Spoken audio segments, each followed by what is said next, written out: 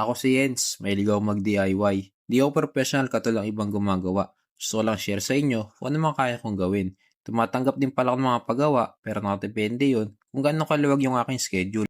May nagpagawa nga pala sa akin ngayon from San Pablo, Laguna. Ang pinadala pala niya ay isang portable vacuum cleaner.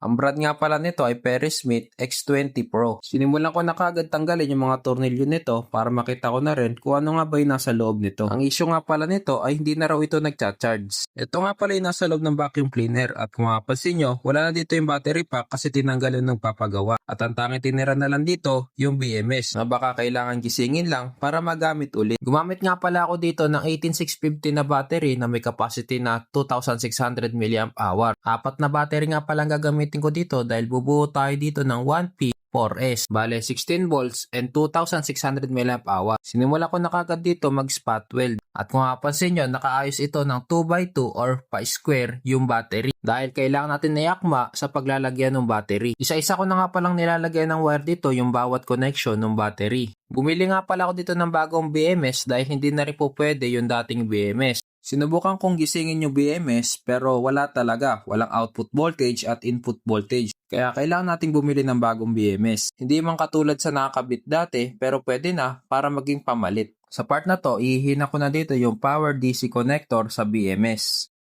Sunod ko namang tinanggal yung mga wire na kailangan ko mula sa lumang BMS para mailipat ko na sa bagong BMS. Yung mga wire nga para na nilipat ko ay para sa switch at sa motor. Nagamit nga pala ako dito ng shrinkable tube para sa mga dugsungan. Bale, ito nga pala yung kinalabasan. Ito nga pala yung DC power connector para sa charging. Ito naman yung negative line para sa motor. At ito naman yung switch na may positive line para sa motor. Kinabit ko na nga pala dito yung wire para sa motor nang sa ganon ay matesting ko na rin yung vacuum cleaner. Kung maririnig nyo, gumagana na ulit. Sinukat ko nga pala dito yung voltahe ng battery bago ko i-charge para may pagbasihan ako kapag ito ay na full charge na.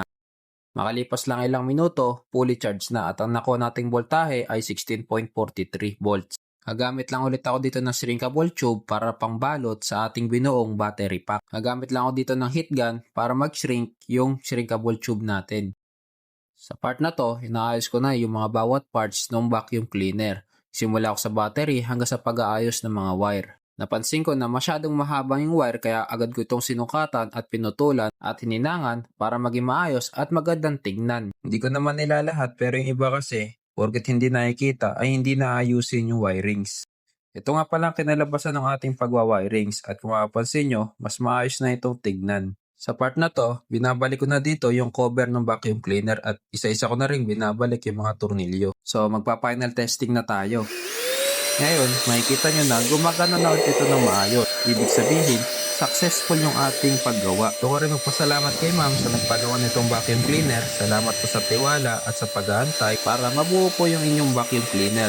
Hanggang dito na lang ulit. Maraming salamat sa panonood. Paalam!